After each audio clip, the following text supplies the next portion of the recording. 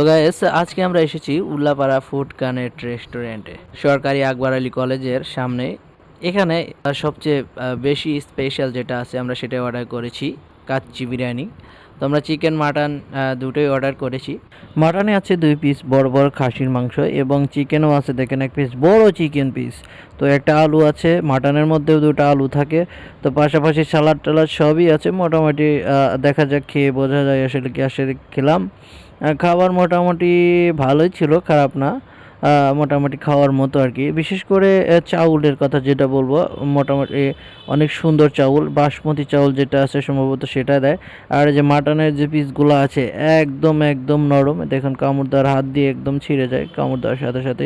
So আর চাউলের কথা কি বলবো, এই দেখুন একদম মুড়ির মতো ঝরঝরে।